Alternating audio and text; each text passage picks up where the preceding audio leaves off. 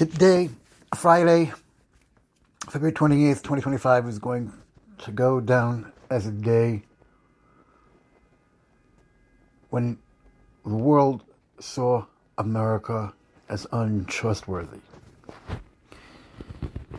And for those that don't know what I'm talking about, Zelensky was in the Oval Office today having a meeting. First off, it was a meeting that should not have been televised and should have been done behind closed doors in private. But in a way, it was great that it was. But in a way, it was great that it had cameras in the room because the world got to see it all unfold in real time and see who Donald Trump really was today. What we saw in the Oval Office was disgusting and disrespectful, and not how a leader should be.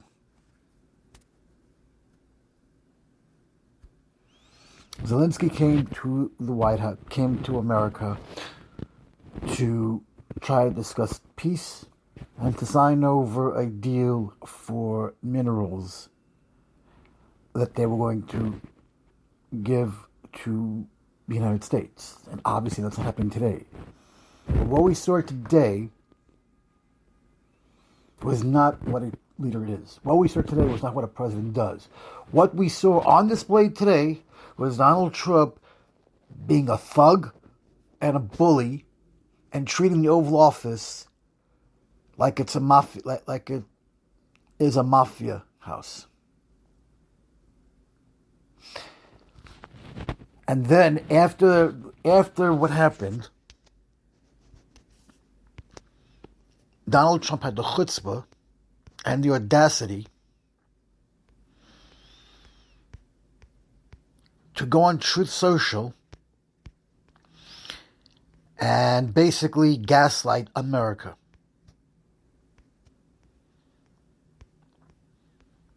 He basically gaslighted America by telling the world that it was Zelensky's fault for what happened in the White House.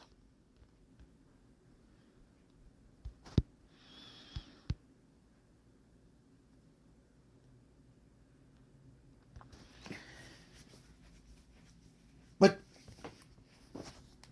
the world knows what happened.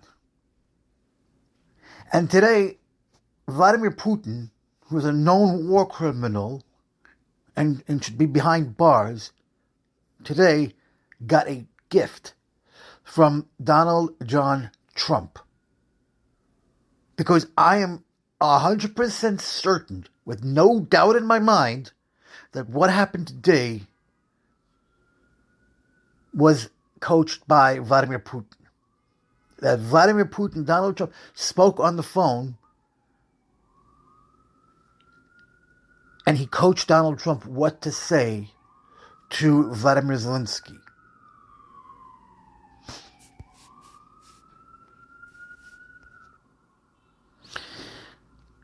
Donald Trump wrote this on his Truth Social an hour ago. We had a very meaningful meeting in the White House today. Line number 1. Much was learned that could never be understood without conversation under such fire and pressure.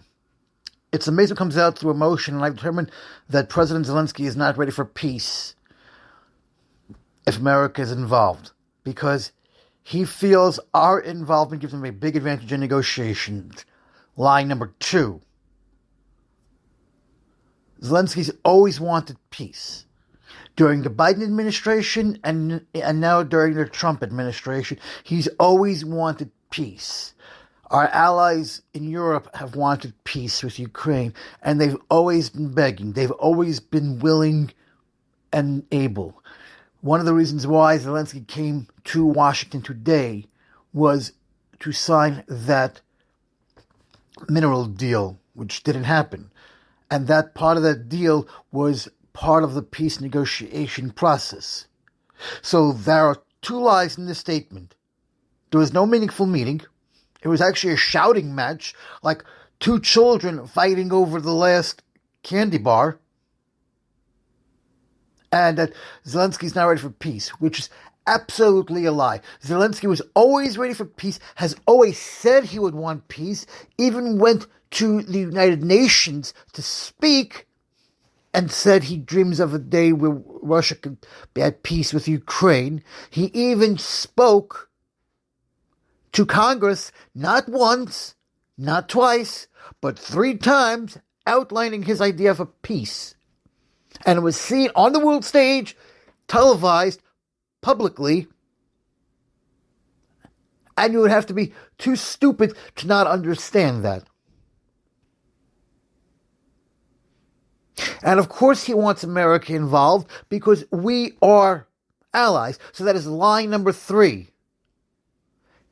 The Ukraine needs America for peace because we are part of NATO and NATO helps our allies.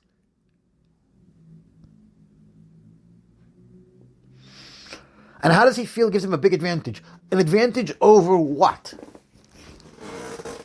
What is the advantage here? He gets peace. He gets peace. The world is normal again. And our money and resources go elsewhere where it's needed. I don't want advantage, says Donald Trump. I want peace. Well, yeah, everybody wants peace, dummy. Everybody wants peace. But there's a way to go about doing it. People have to give things up in order to make peace. People have to be willing to negotiate and be willing to sacrifice for the good of the country, for the good of the nation, and for the good of the deal. You wrote a book called The Art of the Deal, right? The book tells you how to make perfect deals and how to negotiate perfectly, right? I mean, excuse me, you ghostwrited that book, but even so, you claim that you're a master negotiator. Then if you know the art of the deal as a businessman, then you should know that both sides will never have an advantage to a proper deal. He disrespected the United States of America in its cherished Oval Office. Actually, no. You disrespected it because you led a shouting match that was uncontrollable, that got out of hand, and basically, and I saw the videos, you were basically acting like a thug, like a bully, saying it's my way or no way. Was basically what you were saying to him. You were trying to bully him and to coerce him into giving him what you wanted. Excuse me, you were trying to have him cave to what Putin wanted. And he wasn't buying it. He saw right through you, and you weren't happy, so you took the idea of being a mafia by being a thug and a bully. So if anybody disrespected the United States and humiliated us, it's actually you, Mr. Trump, because the world now sees that we cannot be trusted. The world now sees that they are on their own. And the only thing you have done to this country is isolate us and make us alone. Because what country right now is going to want to deal with us? They see now that we can't be trusted. And they see that you are a mafia, you're a thug and a bully, and that everything has to go according to you and nobody else. It's what you want or what nobody else wants. And this goes back to what I keep saying. Donald Trump is a narcissist. Because what we saw today is not only narcissistic behavior, but a man who's out of control. A man who kept saying he's going to make America great again and put America first. But so far, he's managed to do as much damage as he possibly could in only his first month in office. And so our leaders are looking at, and so the world is looking at us and saying, we can't trust the United States anymore, guys. They're not our allies anymore. They're siding with the enemy. They're in bed with the enemy. Vladimir Putin is pulling the strings and basically telling Donald Trump what to say. And we can't trust him anymore. So we're on our own. We're all going to withdraw from NATO. We're going to make our own NATO. We're going to invite you, we're going to add Ukraine to that, to our NATO, and the United States will be left alone to fend for themselves. And if they go to war, oh well. And and to add insult to injury, he's calling Joe Biden a stupid president and not a smart man. Who talks like this? What leader in their right mind talks about their predecessors this way? He's a stupid president. Why? Because he did things that you don't like? Because he sold us out to the enemy? Because he betrayed our allies? Because he made deals that you don't agree with? Well, tough luck, asshole. That's the way the world works. That's the way the reality works. You're not always going to get the perfect deal. You're not always going to get the deal you want. You're not always going to get the concessions you want. And sometimes you got to do things you don't want to do in order to get the result you need at that time. But to call somebody a stupid president and not a smart man? The only stupid president I see right now is Donald Trump. The only not smart person I see here is Donald Trump. At least Joe Biden had the integrity and dignity and respected the Oval Office, had integrity and respected our allies. He had sympathy. He had empathy. He understood people. He understood tragedy.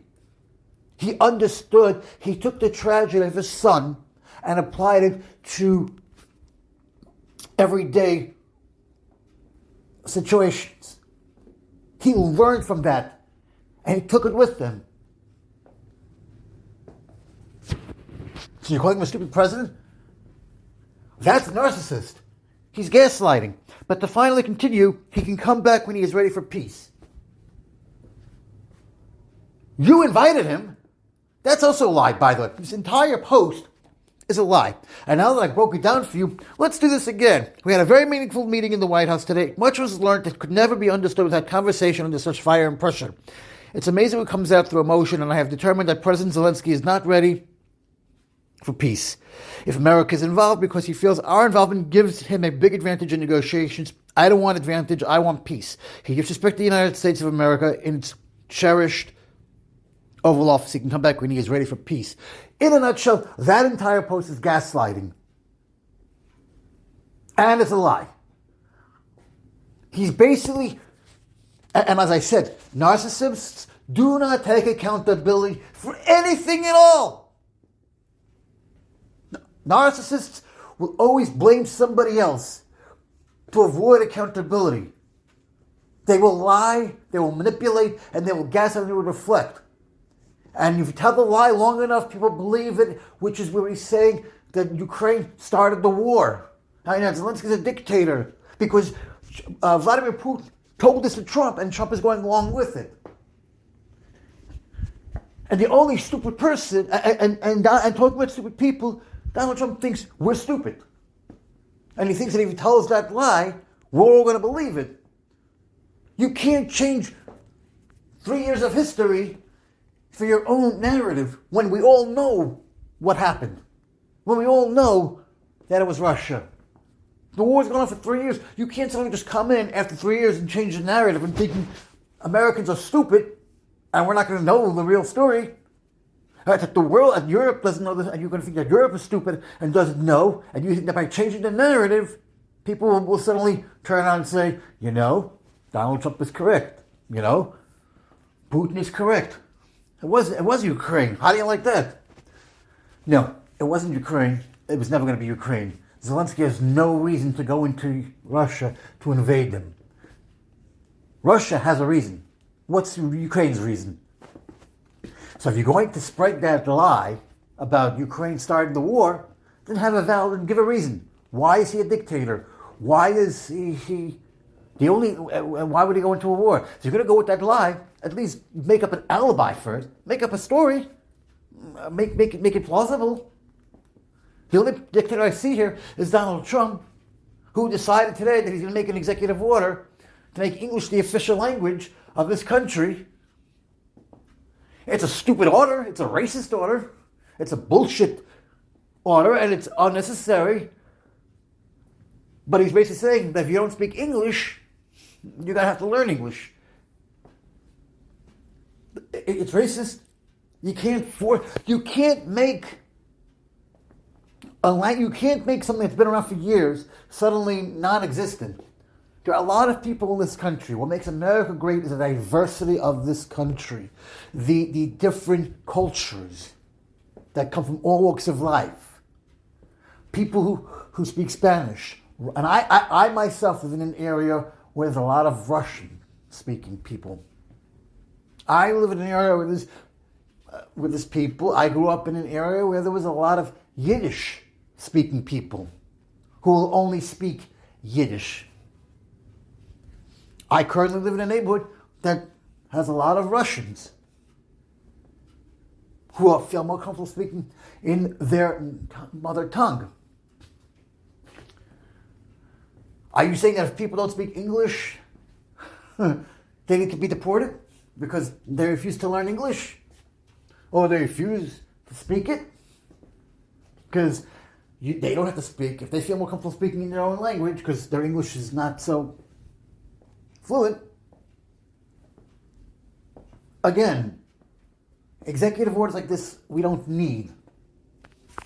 We don't need it. You're destroying people's lives. You're turning people against us.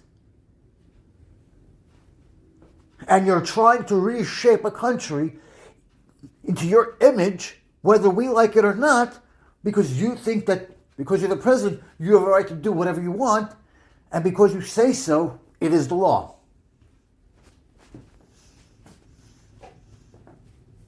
And I have decided, I made this podcast, and I've decided, I don't really care what you think of me.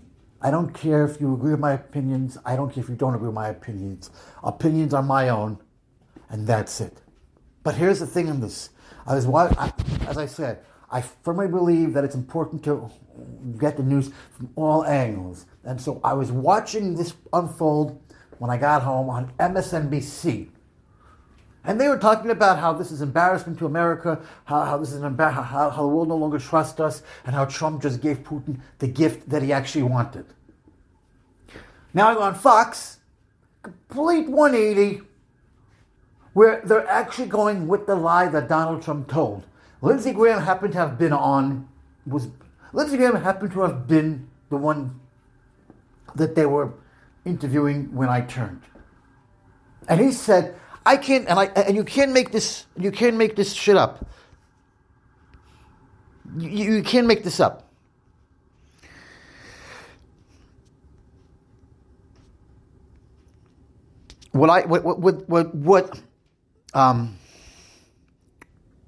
Lindsey Graham, and I don't know if you could take any solace in this because Lindsey Graham does love Trump.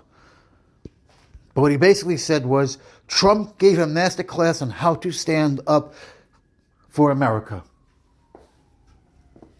I'm going to read that again. Lindsey Graham said, Trump gave a masterclass on how to stand up for America. If by standing up to America, I mean bullying people and threatening them and acting like a thug, then yes, he stood up to America. And then he says, on the next one, Zelensky needs to show a little gratitude. For what? What did Zelensky do? What did Zelensky do?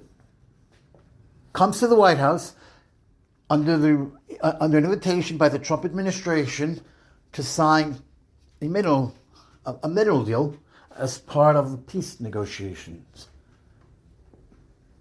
The right thing to have done, in my opinion, was to have done this Oval Office meeting behind closed doors, and then, and only then, when the meeting was done, have a press conference in front of with the cameras and sign that deal. That's how you should have done it. No cameras should have been in there. Because you know what's going to happen? This is going to come back to bite Donald Trump in the ass. Mark my words, Maybe not today, maybe not tomorrow, but it's going to come back and bite him in the ass. Because no one is going to want to come to the White House and deal with a narcissistic, psychopathic, power-hungry Putin puppet. And yes, I'll say it. I'm not afraid to say it. I'm not afraid to say it. The the Republicans always said, the MAGA and Republicans always said, fuck Joe Biden, fuck Brandon. I'm going to say it to you. Fuck you, Donald Trump. There, I said it. Fuck you. And don't tell me I can't say it because he's the president, because you all said the same thing about Joe Biden. You called him Brandon, and you said, F Joe Biden. Great. I'm going to say it to you. FDT. FDT. Fuck you, Donald Trump. And if you have a problem with that, then you can all kiss my ass, because I'm tired of everyone standing up for this prick. Fox is not news, and I will never call Fox News, because if Fox could have Graham on the air without fact checking, and he could say Zelensky should show some gratitude, or that Trump gave a master class on how to defend America, well, you're basically telling people who watch Fox that Zelensky's the bad guy. And that's wrong, because Zelensky did nothing wrong. He barely can get a word in edgewise. And it's the Republicans who control the House and the Senate, which is why we're in this position. Because I guarantee you right now, if the Democrats were running both the House and the Senate, I can guarantee you, as we speak, they'd be discussing impeaching Trump for a third time. Because this is unacceptable. I am ashamed to be an American right now. And if I had dual citizenship somewhere, I'd gladly leave the country and go back to wherever I'm a citizen of. First, you're threatening to take over Gaza by ethnic cleansing, and then making an AI about it, calling it Gaza land or something, or whatever the hell you want to call it. Then you go to Putin, and then you say Ukraine started the war, and there's to blame. And you're even talking about inviting Putin to the White House, like it's some sort of. I mean, how far is Donald Trump willing to go to destroy America? How far is he willing to go to isolate us and make us alone in this world? We're supposed to be better than everybody else.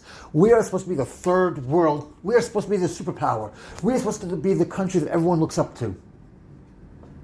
We are the country that's supposed to be the one that helps our friends when they need our help. We are the ones who are supposed to do that. We're not supposed to be the country that bows to dictators and warlords. We're supposed to be the country that ignores them. We're supposed to be the country that fights against them. Not to kiss their feet and give them whatever they want. And you're accusing Zelensky of starting World War III. And if I remember correctly, you accused Joe Biden of doing the same thing. You accused Joe Biden of doing exactly what you're doing. You accused Joe Biden of wanting to start World War III, and you accused him of weaponizing the Department of Justice against you. Something that you're doing yourself by going on a revenge tour and getting retribution for everybody who wronged you. Which is not what you're supposed to do with the presidency, mind you, but you're not a president. But you're not a king either. You're just a man taking up space in an office that's not even worthy for you or any other kind. You may be president, you may be Pino, a president in name only, but you are not my president. And I'm embarrassed for this country because you are a fucking moron. And you're a fucking stupid. And you're a fucking embarrassment to this country, to Europe, to Ukraine. You know who likes, but you know who you're not embarrassed, but you know who's happy that you're in office? Vladimir Putin, Viktor Orban, the president of Venezuela, Bibi Netanyahu,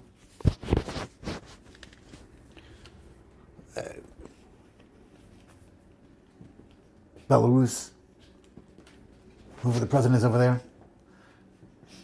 Those are the people that are happy for you being in office, because now they're able to get whatever they want, because they know that you're on their side now, because you're a dictator, you want to be a country of totalitarianism.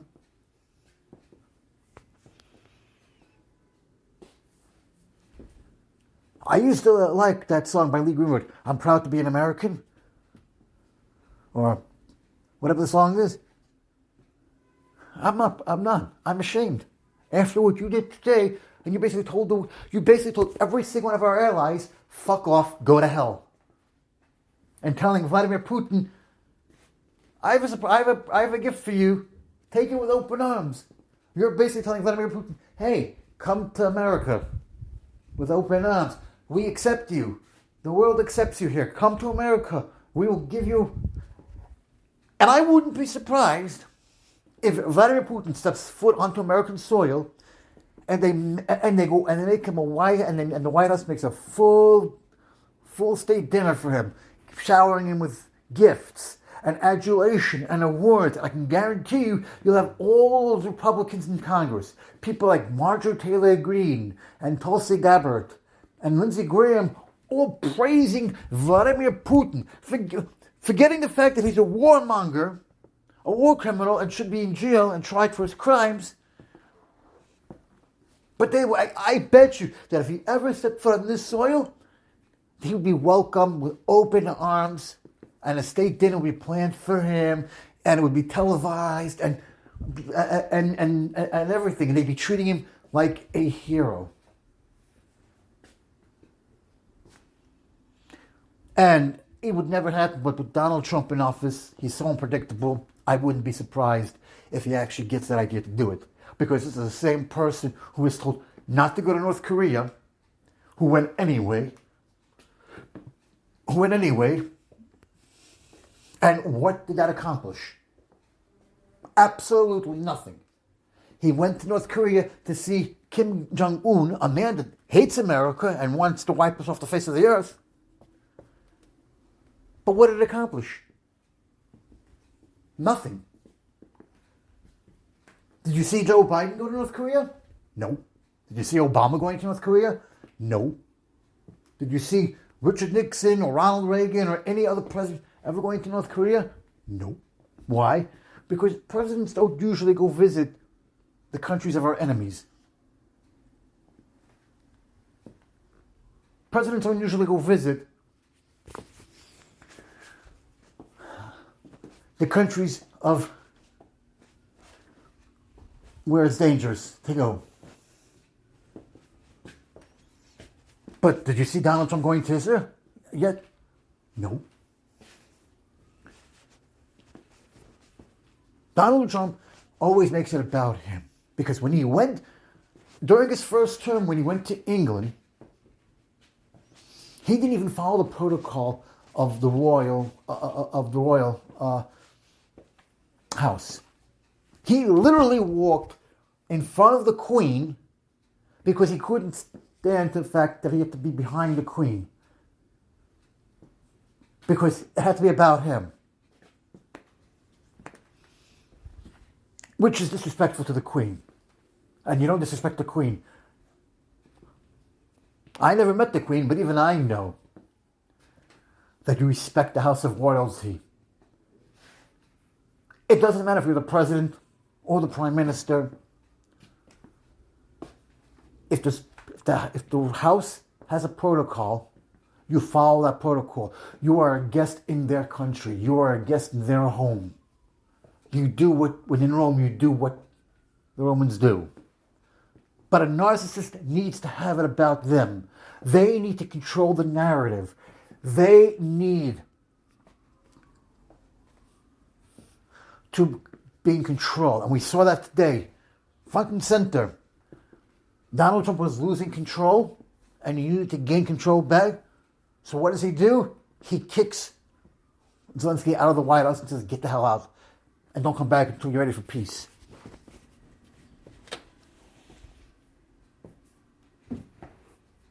Because narcissists need to control the narrative.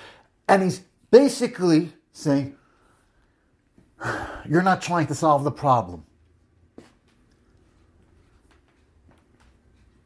He's actually trying to solve the problem by coming to the White House, by getting on that plane, leaving his country in the middle of a war to come to you, when he could have said no to the invitation. Doesn't that show that he's serious about peace? That he's willing to do what it takes to make peace? If he's willing to come to the White House to sign over some minerals in a deal, don't you think that's serious enough that he wants to make peace? But no, you have to create unnecessary. You just, instead of solving the problem, you created another problem.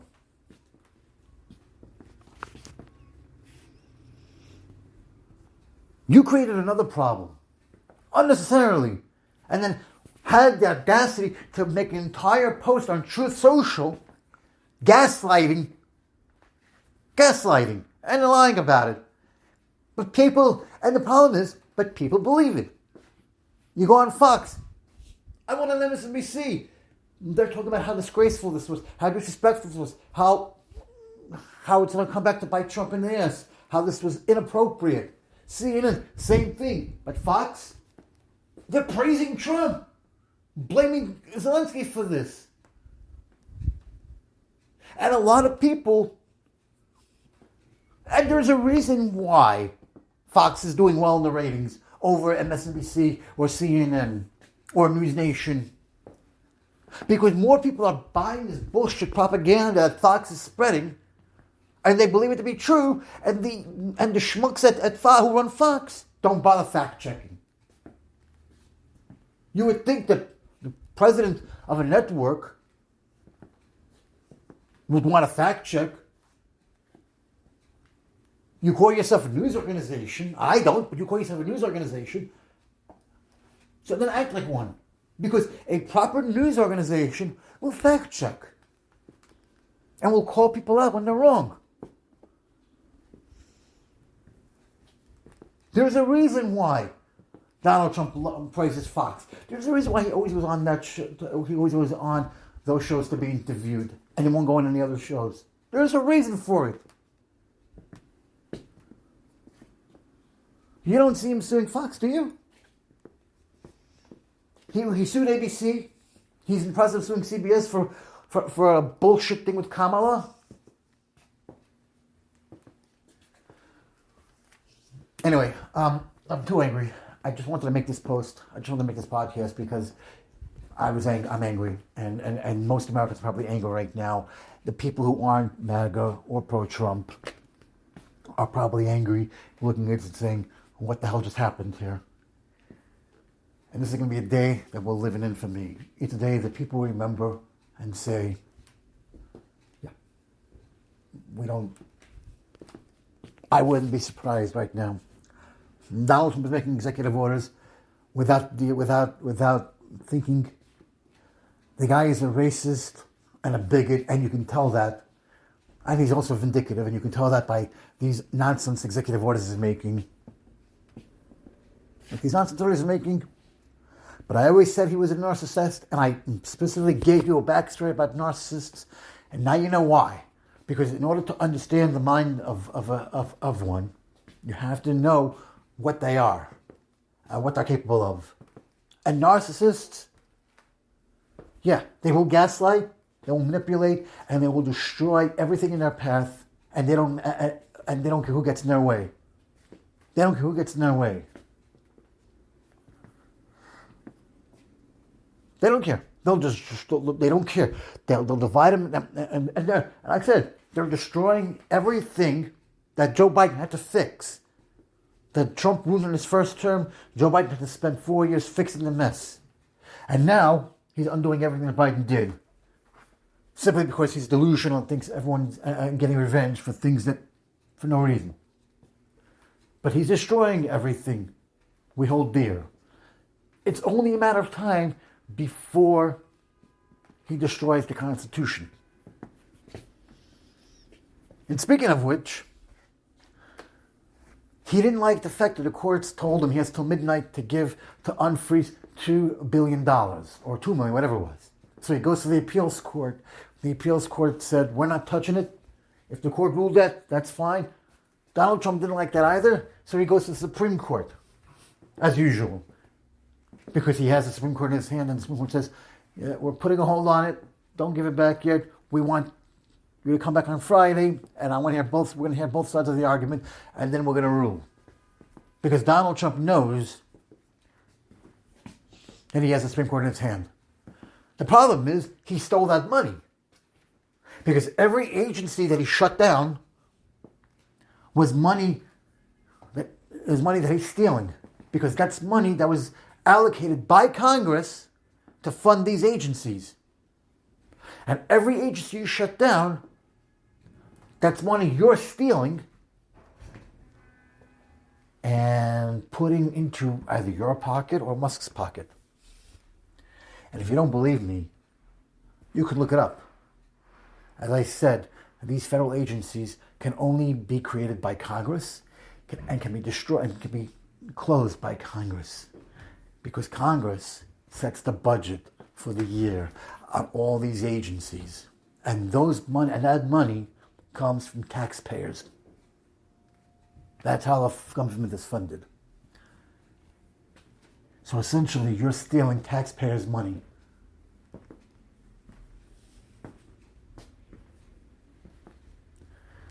Be afraid, people. We warned you that this was going to happen. We warned you. We told you for months and months that this was going to happen. You refused to listen. We told you this was going to happen, and you laughed at us and said we were liberal snowflakes. We warned you that he was a threat to national security. And you cursed us out and said we're just crazy liberals. But we told you so, because everything we told you is true. And he is a threat to national security. We said that today. And if we don't stop it, we're only a month into his presidency. We're not even through the first year yet. And if the Republicans are taking his side, what's next? When our allies turn on us and they leave us for dead, when we need them the most, who's going to come and help us? Russia? Hungary? Venezuela? Iran? North Korea?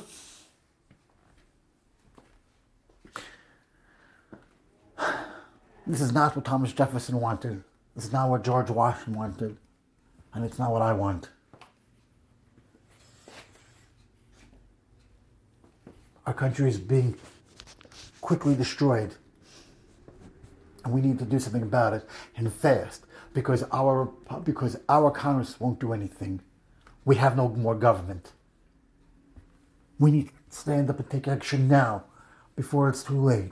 One person can make a difference. Let's stand up and fight against tyranny. And let's kick a madman who has no place behind that desk. Let's kick him to the curb. And let's get some real leadership here. Somebody who knows what it means to be the president of the United States. Someone who knows what it means to have empathy and sympathy. And what it means to have dignity, and honor, and integrity, ethics. Somebody who knows what it means to be the leader of the free world. Someone like Joe Biden, who withdrew from the presidential race because he knew what was best for the country.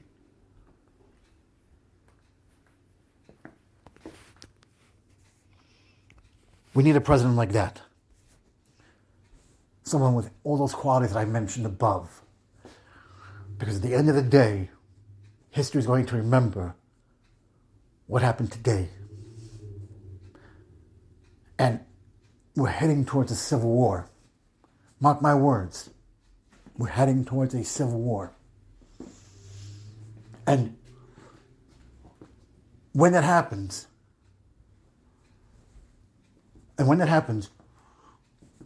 which side of the fence will you be on? And what outcome do you want from that? Because mark my words, war is coming. And it's going to come between us. Friend versus friend. Friend versus enemy. Mother versus father. Mother against son.